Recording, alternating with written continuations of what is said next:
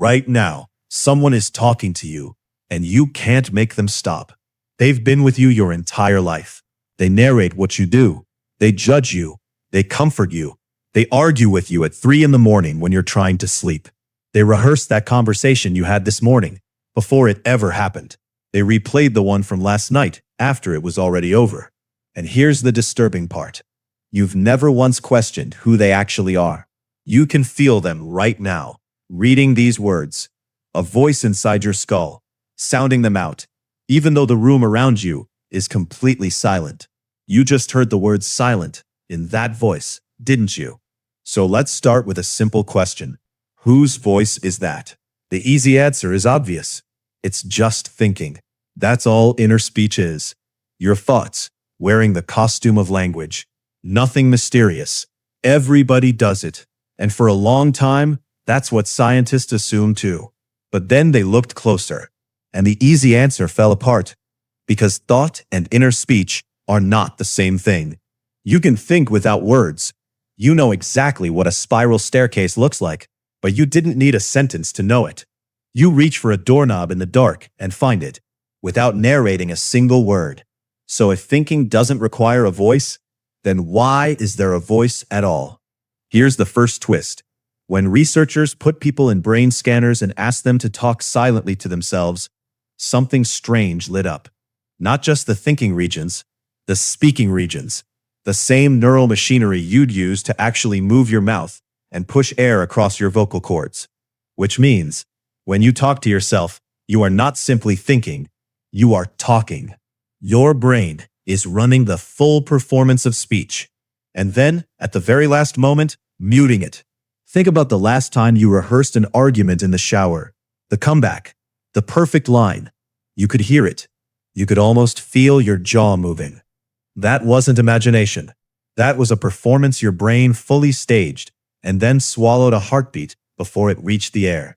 There's a tiny piece of neural engineering that stops the words from leaving your lips, a mute button, and it's more fragile than you'd like to believe. Because in some people, under stress, under exhaustion, that button slips and the private voice leaks out loud. You've seen it. The person muttering to themselves on the train, and you've done it too. Caught yourself finishing a sentence aloud in an empty kitchen and glanced around to make sure no one heard. They're not broken. The wall between inside and outside just got thin for a moment. And everyone has that wall. But this is where it gets stranger. Because if there's a voice inside you, listen to what it actually does. It doesn't just narrate, it argues.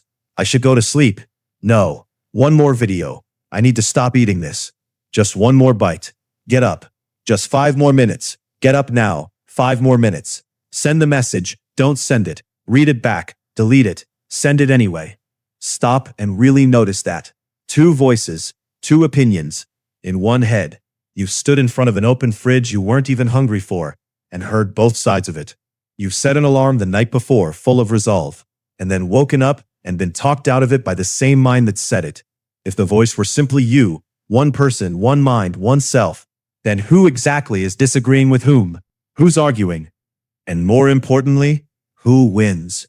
This is the part almost no one lets themselves think about, because it points to something deeply unsettling. That the you imagine yourself to be, a single, unified person, sitting behind your eyes, in charge, might not exist at all.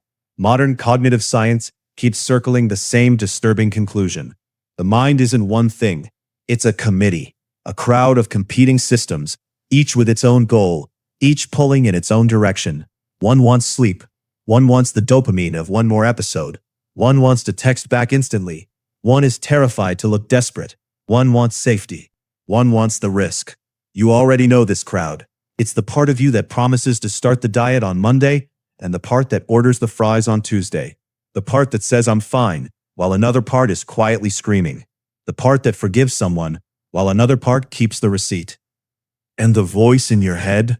The voice isn't the ruler of that crowd. It's the negotiation. You are not one person deciding. You are many systems arguing. And the inner monologue is just the sound of them fighting it out in a language you can hear. Which raises a question that should genuinely disturb you. If there are that many of you in there, where did they all come from? Here's the twist that changes everything. That voice you think of as yours, the most private, intimate thing you own, isn't originally yours at all. Watch a small child. Give them a puzzle and they'll narrate it out loud. No, that piece goes here. Turn it. Try again.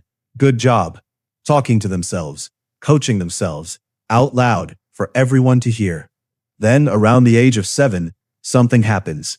The voice goes quiet. It doesn't disappear. It goes underground. It sinks beneath the surface and keeps running, silently, for the rest of their life. A psychologist named Vygotsky noticed this a century ago, and the implication is haunting. You didn't invent your inner voice. You swallowed it. That coaching voice. Good job. You can do this. Try again. You learned it. From someone. From the people who raised you, who spoke to you, who praised you and scolded you before you had any words of your own. And here's what that means, if you follow it all the way down. The next time you make a small mistake, spill the coffee, miss the exit, forget the name, listen to how you talk to yourself in that instant. Idiot. Of course you did. Why are you like this? That tone, that exact phrasing. Whose voice is that, really? Because you didn't choose those words. You inherited them. Somewhere, a long time ago, someone said them to you, and your mind recorded the voice and kept playing it long after they stopped. Your inner voice is built from other people's voices, which means the private conversation in your head is not private at all. It's a relationship, one that moved inside your skull and never left. Part of your mind is still running on the voices of people you may not have seen in years. The kind word a teacher said once, the way a parent used to say your name, a criticism from a childhood you thought you'd forgotten, people who may no longer be alive. You are right now still in conversation with your childhood. And now the last, coldest question. What about the people who don't have this voice at all? Because they exist.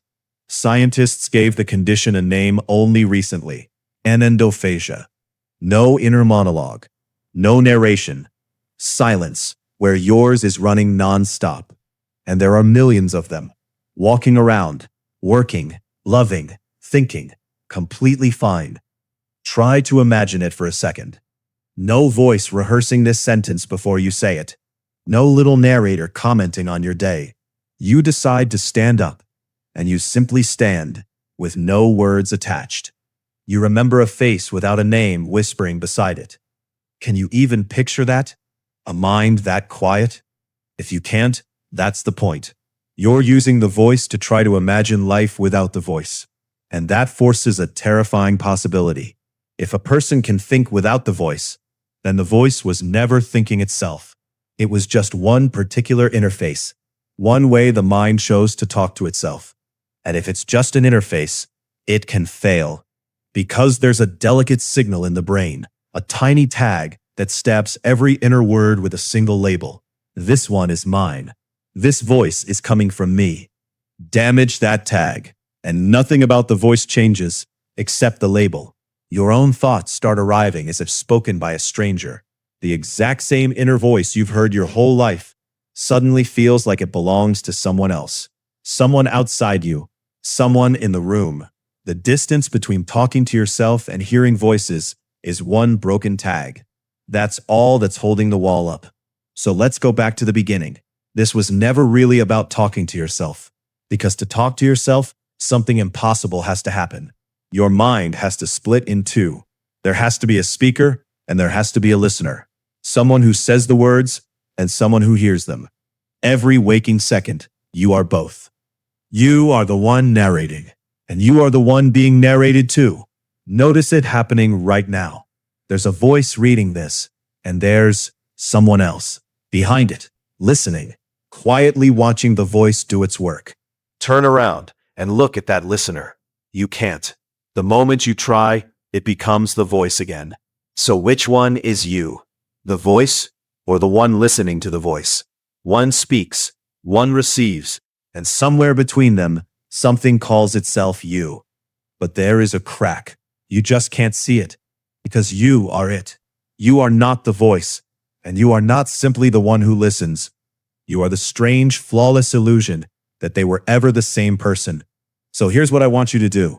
The next time the voice in your head goes quiet, really quiet, I want you to notice the silence and then ask yourself one question. Who is it that just noticed?